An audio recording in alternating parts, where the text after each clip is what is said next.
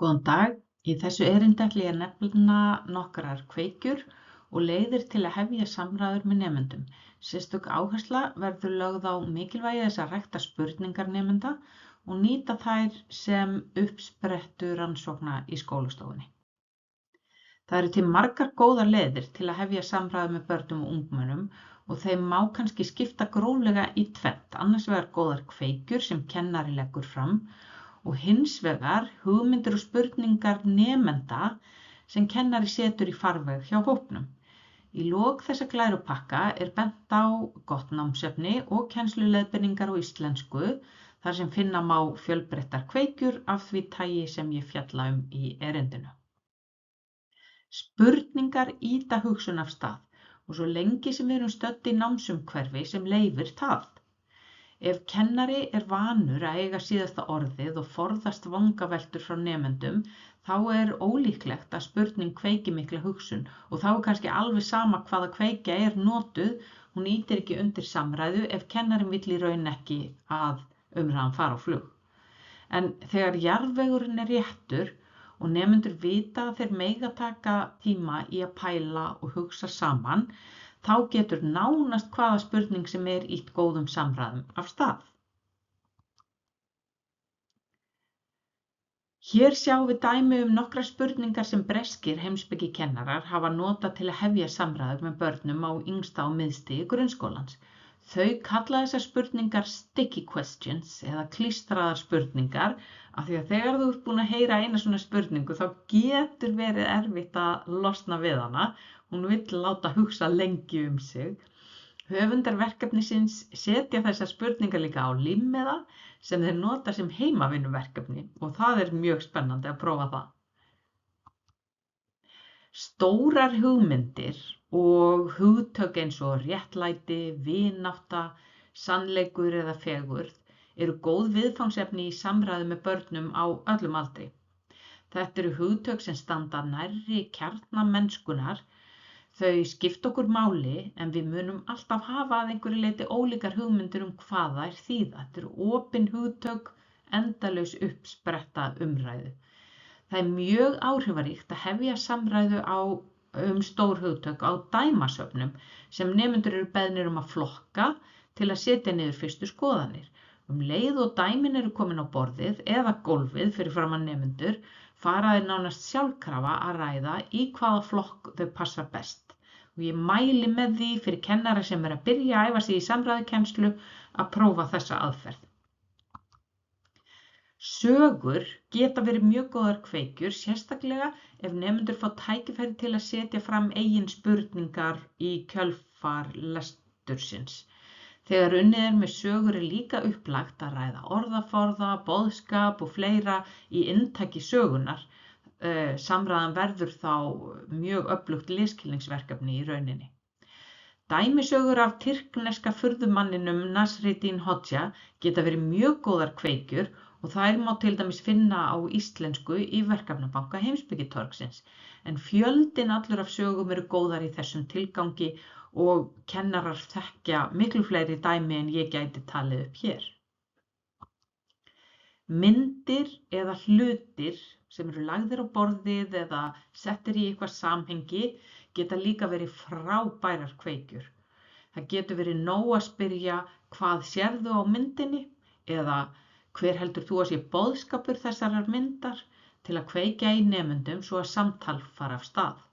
Þegar samtalið hefst getur vissulega verið gott að safna sjónarmiðum frá nokkrum eða öllum í hópnum áður en nemendur fá að ræða saman til þess að fyrsta hugmyndin sem kemur inn í umræðuna verði ekki of ríkjandi. Þannig að það er alltaf mikilvægt að stýra samræðum í nemendahópum. Þið takið kannski eftir því að spurningar eru nefndar í samhengi við margar af kveikjunum og það er ekki að ástæðulausu. Spurningar eru drifkraftur samræðu, hjartað í gagnrýninni hugsun og þær leið okkur áfram í þekkingarleitinni. Það skiptir máli að við skoðum hver sé að spyrja í skólanum okkar. Það felst mikið vald í því að setja fram spurningu. Sá sem spyr stýrir í raun hvaða stefna er tekin í samtalinu og hver á að hafa þetta vald. Er það ég? Er það kennarinn eða er það nemandinn? Við þurfum að ætlast til þess af nemendum á öllum aldri að þeir spyrji fjölbreyttra spurninga og við þurfum að gefa þeim gott svigrúm til að vinna með þær. Það er mikill munur á vinnu nemenda þegar þeir svara röðum spurninga frá kennaranum eða þegar þeir svara sínum eigin spurningum. Áhuginn og námshvötin eru miklu meiri þegar nemendur eiga spurningarnar sjálfir og það er mjög mikilvægt fyrir kennara að virkja þetta afl og gefa nemendum þetta vald yfir spurningunum. Nemendur verða að fá tækifæri til að setja fram eigin spurningar og vinna með þær. Af því að þær virkja forvitni nemandans og þær virkja hugarstarf miklu betur heldur en spurning sem kennarinn beinir út í bekkinn. Spurningar nemenda auka áhuga þeirra á viðfangsefninu. Þetta innri áhugahvötin er virkuð í gegnum þeirra spurningar og spurningarnar setja fókusinn á afmarkað efni og geta aukið virkni í úrvinnslu nemenda á þeim hugtökum og fyrirbærum sem verið er að læra um. Í aðalnámskrá grunnskóla er gert ráð fyrir að unnið sé með spurningar nemenda. Í lykilhæfnikaflanum er þetta hæfniviðmið sem heitir spyrjandi hugafar og í þessu viðmiði sést greinilega hvernig litið er á spurningar sem drifkraftinn í rannsóknum nemenda og þar með lærdómsferlinu þeirra. Spurningar beina sjónum í ólíkar áttir og við getum notað þær í ólíkum tilgangi. Í námsferli nemenda eru þessir 4 flokkar sérstaklega mikilvægir. Það eru spurningar sem reyna á minni, spurningar sem leita skýringa og tenginga og hjálpa okkur að bera hluti saman og svo spurningar sem reyna á ályktunarfærni og að lokum spurningar sem reyna á mat, greiningu og sjálfstæða skoðun. Og það er auðvelt að sjá tengslin á milli þessara flokka spurninga og ólíkra vídda náms. Minni spurningarnar tengjast grunnnáminu, skýringar og ályktunarspurningar tengjast djúpnámi og matspurningarnar tengjast yfirfærslunáminu. Og af þessu má sjá að það er mikilvægt að nemendur læri að nota þessa ólíku flokka spurninga til að stýra sér inn í þessar 3 víddir námsins. Það er hægt að þjálfa spurnafærni nemenda með því að kynna fyrir þeim spurningastofna.